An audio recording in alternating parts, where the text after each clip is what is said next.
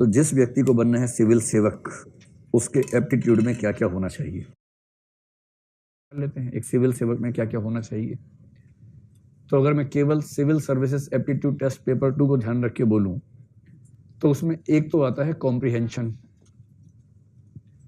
Comprehension आपकी अच्छी है या नहीं है, इससे आपकी कौन सी इंटेलिजेंस या एबिलिटी पता लगती है। लिंग्विस्टिक। तो पहली बात है कि एक सिविल सर्वेंट का जो भाषाई परिपक्वता है या भाषाई बुद्धिमत्ता है, उस दृष्टि से उस व्यक्ति को बेहतर होना चाहिए। क्यों बेहतर होना चाहिए, अभी देखते हैं।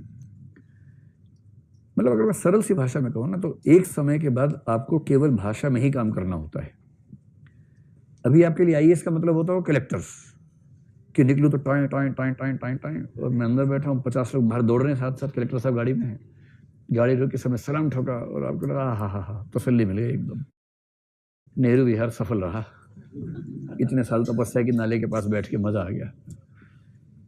कुछ लोगों के दिमाग में इतना रहता है, और उनका मतलब आईएएस में क्या होता है कि खड़े खड़े फैसले कर दिए, खाप पंचायत की तरह से, इसको मार निपटाओ, सब ये इस मूड में जरूर रहते हैं ना। लेकिन आप पाएंगे कि 7, 8, 9 साल की नौकरी के बाद, 14 साल के बाद तो पूरी तरह से, जहां 14 साल की नौकरी हुई, वनवास शुरू। 14 साल का नहीं हो तो 14 साल के बाद होता है। और वनवास का मतलब, अगर ये शौक है तामझाम वाला, वो सारा तामझाम खत्म, और फिर आपकी जिंदगी कटेगी फाइलों में। और उस हर फाइल की ताकत इतनी ज्यादा है जितनी ताकत जिले के कलेक्टर की बिल्कुल नहीं हो सकती। कलेक्टर तो बहुत चूहा टाइप का है, पिद्दी टाइप का है उसके सामने। उस फाइल में लिखा हो कुछ, कलेक्टर बेचारा खड़े होकर पढ़ता है, बैठ के पढ़ नहीं पाता उसको, इतना खौफ खाता है उससे। पूरी जिंदगी आपका काम है लिखना और ठीक से पढ़ना। हजारों रिपोर्ट्स आएंगी, वो सारी पढ़नी होंगी, उनका सटीक अर्थ निकालना होगा, नोटिंग करनी होगी, ड्राफ्टिंग करनी होगी। आपके लिखे हुए एक एक शब्द से कई हजार करोड़ का खर्चा हो जाएगा। और अगर लिखने में आपसे एक शब्द के अर्थ का मतलब चेंज हो गया ना, वो सरकार या समाज के संसाधनों पे बड़ी करारी चपत हो सकती है। इतनी सटीक भाषा होनी चाहिए कि आप जो लिखना चाह रहे हैं एग्जैक्टली वही अर्थ निकले। और दूसरा, अगर कोई रिपोर्ट पढ़ रहे हैं तो जो लिखा गया है एग्जैक्टली वही समझें जो लिखा गया है। दूसरा है जिसको आप बेसिक मैथ्स कह लीजिए या बेसिक न्यूमरेसी कह लीजिए, इसी में डेटा इंटरप्रिटेशन और डेटा सफिशिएंसी को भी जोड़ लीजिए। Basic maths, basic numeracy, data interpretation, data sufficiency. मैं जानता हूं कि आप में से कुछ बच्चों को इसका नाम सुनते बुखार होने लगता है कि ये क्या बात हुई, ये क्यों पढ़वा रहे हैं, हम तो आईएएस बनने आए थे, गणितज्ञ थोड़ा ना बनना है हमें। सबसे अच्छा मुहावरा है, हमें ज्ञानी नहीं बनना है, आईएएस बनना है। जैसे ज्ञानी बनना आईएएस बनने के खिलाफ हो कि अरे आईएएस बनने से ज्ञानी बन गया, अब तो ये अभी आईएएस नहीं बन पाएगा, ऐसा थोड़ा ना होता है। और कई लोग मानते हैं कि सब बेकार की बात है, लेकिन आप आईएएस बन के क्या करेंगे इसके बिना। परसेंटेज निकालनी पड़े तो उसके बाद आप कहते हैं, किसी को बुलाते हैं, भाई परसेंटेज निकाल दो जरा, भाई सब परसेंटेज निकालनी आ जाओ जरा। कैसे काम चलेगा। आपको जिला संभालना है, जिले का पूरा बजट आपके पास है, 1000 तरह के खर्चे हैं, कौन सा खर्चा किस मद में किस तरह से हो, जब तक आपको डेटा समझ में ना आता हो। पिछले 10 सालों की रिपोर्ट्स आप तुलनात्मक रूप से किसी पाई चार्ट से या किसी टेबल से ना समझ पाते हो। जिस टेबल में 3 या 4 तरह के फैक्टर शामिल हुए, टेबल पढ़ने में माथा खराब हो जाता हो, समझ नहीं आ रहा हो कि कैसे पढ़ें इसको। एक टेबल बनानी पड़ जाए, टेबल बन ही नहीं रही आपसे, मल्टीपल फैक्टर वाली टेबल। आप बिना डेटा को समझे, बिना डेटा को रिप्रेजेंट करना सीखे, कैसे उस सारे फंड्स के एलोकेशन को समझ पाएंगे और मैनेज कर पाएंगे जो करना है। आईएएस या आईपीएस बनने डंडा नहीं लाना होता, डंडा घुमाना बहुत छोटी बात है। आईएएस आईपीएस बनने के बाद, स्पेशली आईएएस बनने के बाद, आपको देश के सारे रिसोर्सेज को मैनेज करना होता है। और जो व्यक्ति, भाई आप आईपीएस भी बन गए, सभी राज्यों के तुलनात्मक आंकड़े अपराध के आपके सामने रखे हुए हैं। आपके जिले में पिछले 5 साल के अपराध के आंकड़े तुलनात्मक रूप से कोई वेन डायग्राम चार्ट में है, कोई टेबल में है, कोई ग्राफ में है, और आप कह रहे हैं किसी को बुलाओ भी समझा के बताओ क्या लिखा है इसके अंदर। ईमानदारी की बात बता रहा हूं आपको मैं। जो लोग आईआरएस बन के जाते हैं ना इंडियन रेवेन्यू सर्विस में, उनके जो जूनियर्स होते हैं असिस्टेंट, वो आते हैं एसएससी से, ठीक है, एसएससी जानते हैं ना। और एसएससी में क्या पूछते हैं, गणित आनी चाहिए, रीजनिंग आनी चाहिए, इंग्लिश आनी चाहिए। और वो गणित, रीजनिंग, इंग्लिश में इतने हाई लेवल के लोग होते हैं, जबरदस्त उनकी पकड़ होती है इन चीजों में। रीजनिंग, उनसे आप रीजनिंग चलते पूछिए, सभी जैसे कुत्ते बोलेंगे हाँ हाँ चलो आगे बताओ, सारे कुत्ते गिलास हैं, ऐसे जवाब देंगे तो बढ़िया। और वो बनते हैं रेवेन्यू में असिस्टेंट। तो वो असिस्टेंट है, यानी प्रमोशन के बाद बनेगा ITO, इनकम टैक्स ऑफिसर, और ITO लंबी प्रमोशन के बाद बनेगा assistant commissioner of income tax, जो कि आप बनेंगे ज्वाइनिंग के दिन, ACIT। और ये SSC वाला व्यक्ति 11 साल की सर्विस के बाद ACIT बनेगा, जो आप डे 1 पे बनेंगे। असली बात आप सुनो, कई ऐसे असिस्टेंट कमिश्नर इनकम टैक्स होते हैं, IRS बन गए, अकाउंटिंग आज तक सीखी नहीं है, क्योंकि स्कूल में नहीं पढ़े, अकाउंट्स आर्ट्स पढ़े हुए थे, मैथ्स आता नहीं है, CSET में रीजनिंग और कॉम्प्रिहेंशन से काम चल गया था, क्वालिफाई कर लिया था। इंग्लिश आती नहीं है, हिंदी माध्यम से है, इंग्लिश उतनी ही आती है कि बाई चांस क्वालिफाइंग पास हो गया मेंस में, पीली चिट्ठी नहीं आई। ठीक, ये बहुत रेयर कॉम्बिनेशन है, ऐसा कॉम्बिनेशन बहुत सारे लोगों में होता है, बहुत लोगों में है। और इंटरव्यू ठीक से हुआ, सीधे IRS में लैंड किया, ट्रेनिंग हुई IRS की, ट्रेनिंग में आते हैं CA, इनकम टैक्स एक्ट सिखाते हैं, और इस आदमी के दिमाग का धुआं हो जाता है इनकम टैक्स एक्ट समझ के। इनकम टैक्स कैलकुलेशन सिखा रहे हैं, कॉर्पोरेट टैक्स कैलकुलेशन सिखा रहे हैं, उसको लग रहा है कि अरे यार औरंगजेब कहाँ चला गया। हमें तो उसमें मजा आता था, ये क्या क्या सिखा रहे हैं हमें और ये क्यों सिखा रहे हैं। उसके बाद फाइनल हो गया, ट्रेनिंग पूरी। ट्रेनिंग में पास करना ट्रेनिंग एकेडमी की नैतिक जिम्मेदारी होती है, वरना UPSC पे सवाल उठ जाता है। तीसरा है रीजनिंग और एनालिटिकल स्किल्स, क्योंकि आपको बेसिकली हर चीज का रीजन समझने की क्षमता हो और आप रीजनिंग से सही फैसले निकाल सके।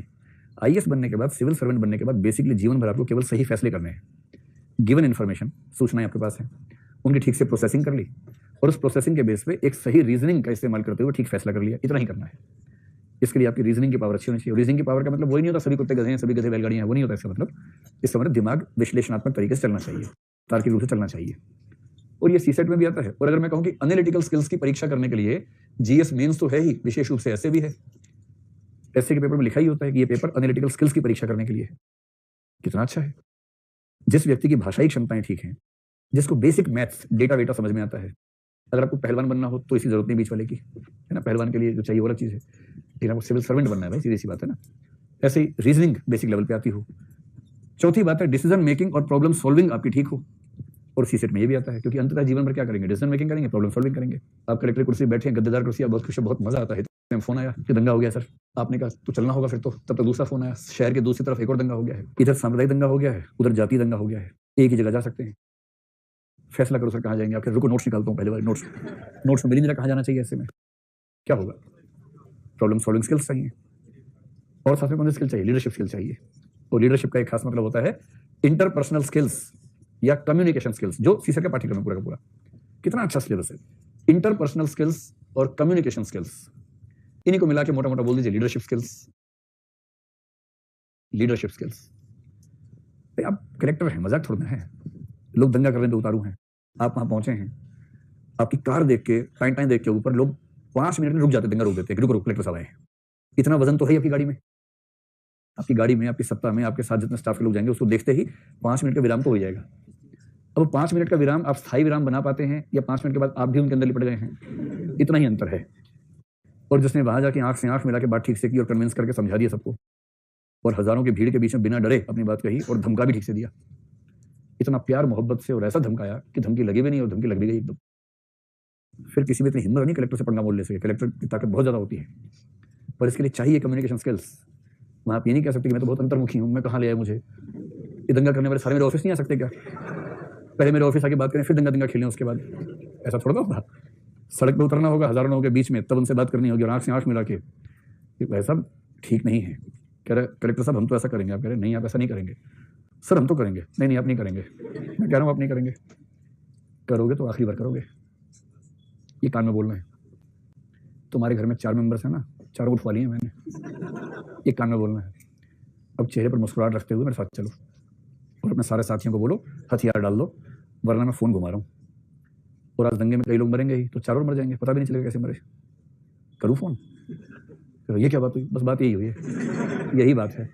ये तो राज्य ऐसा नहीं होता, संविधान में आर्टिकल सारे मत पढ़ा, वही पढ़ के पास हुआ मैं IAS में, इतने पढ़ा दूंगा आर्टिकल, भूल जाएगा सारे आर्टिकल, चुपचाप सबको घर भेज दे, समझ गया। दूसरे धर्म वाला खुश हो गया, इधर तेरे घर के भी है मेरे पास, तो हीरो मत बन, इतना तोड़ूंगा, अकेले में बोला कि इतना तोड़ूंगा हड्डियां गिन नहीं पाओगे कि हड्डियां की पसली है, पता नहीं चलेगा।